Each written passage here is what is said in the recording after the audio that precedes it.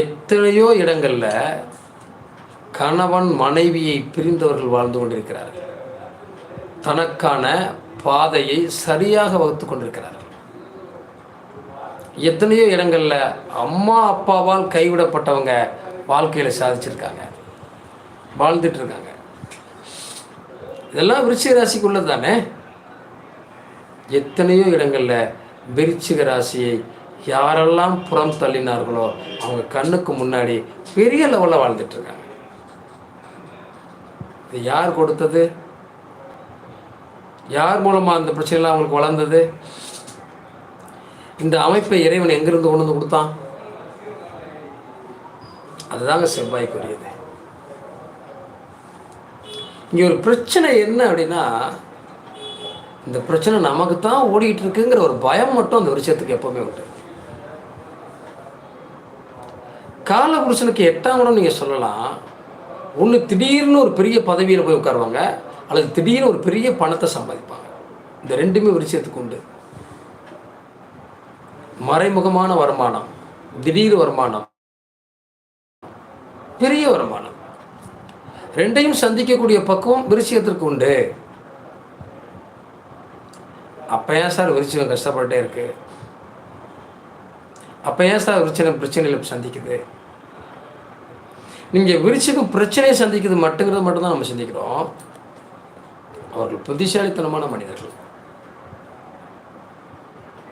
உங்களுடைய கணவனோ மனைவியோ விருச்சிகத்தில் இருந்தால் கொஞ்சம் அவங்கள பற்றி நீங்கள் தனியாக இருந்து சிந்திங்களேன். சில விஷயங்களை எப்படியெல்லாம் கொண்டு போகிறாங்க, எப்படி செய்கிறாங்க, எப்படி பேசுகிறாங்க, எந்த விஷயம் எங்கே போனால் சிறப்பாக இருக்குன்னு நினைக்கிறாங்கன்னு. சிறப்பாக தாங்க இருக்கும். காலபுருஷனுக்கு 8ஆம் இடம் சொல்லக்கூடிய விருச்சிகம் கடந்து வந்த பாதைகளை பற்றி பின்னோக்கி சிந்திச்சா அவங்க ஒவ்வொரு முடிவும் சரியாக தான் எடுத்திருப்பாங்க.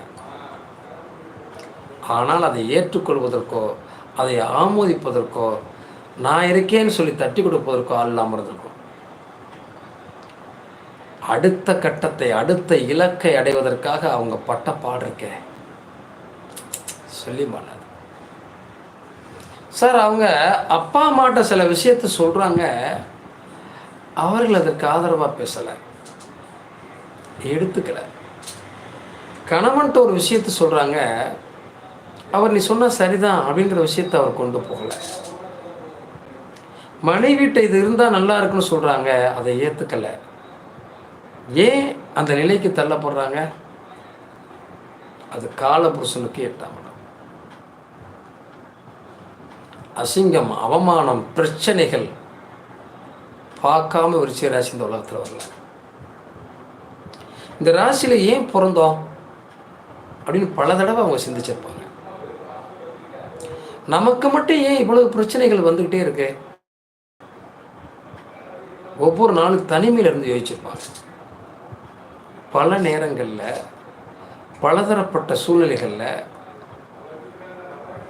இப்படிப்பட்ட சோதனைகளை கடவுளை ஏன் நமக்கு கொடுக்குறான், நம்மளை தேடி தேடி கொடுக்குறானான்னு தோணும். நாம் சரியாக செய்கிறோம், சரியான விஷயத்தை உற்பத்தி பண்ணுறோம், ஏன் இதை நம் உறவுகளை ஏற்றுக்கலை, நம்ம அப்பா அம்மா ஏற்றுக்கலை, நம் கணவன் ஏற்றுக்கலை, ஏன் நம்ம பிள்ளைகள் கூட ஏற்றுக்கலைங்கிற வருத்தம் இருந்திருக்கும். ஏன் இப்படி? இந்த ராசியுடைய அதிபதி செவ்வாய், அங்கே சந்திரன் நீசமாகுது. உடல் அளவில் மனசளவில் நாம் சொல்லக்கூடிய விஷயங்கள் மற்றவர்களுக்கு சரியாக போய் சேரல. நாம் சொல்லக்கூடிய விஷயங்களை இல்லை அது சரியாக வராது அப்படின்னு சொல்கிற அளவுக்கு காரணம் என்ன? மனோகாரகன்ற சந்திரன் இங்கே நீசமடைஞ்சிருப்பதனால, காலபுருஷனுக்கு 8ஆம் இடமாக இருப்பதனால, அந்த இடத்துடைய அதிபதி செவ்வாயாக இருப்பதனால. எப்போதுமே செவ்வாய்னா முருகன் சொல்லுவோம். முருகனை பார்த்தா அவங்களுக்கு சூரனை வதம் செய்தவர் தான் தோணும். கோபக்கார முருகன் சொல்லுவான், சோதனை செய்யக்கூடிய முருகன் சொல்லுவான். அம்மாடி முருகன் சோதனைக்காரன்ப்பா, அவனை கும்பிட்டா சோதனை மேலே சோதனை வருது. ஒரு மனிதனை மனிதனாக வாழ வைக்கக்கூடிய பக்குவம் முருகனுக்கு தான் உண்டு. இந்த விருச்சிக ராசியை பொறுத்தளவில் பலதரப்பட்ட விஷயங்களை நம்ம அதில் உள்ளுக்குள்ள கொண்டு வரோம்.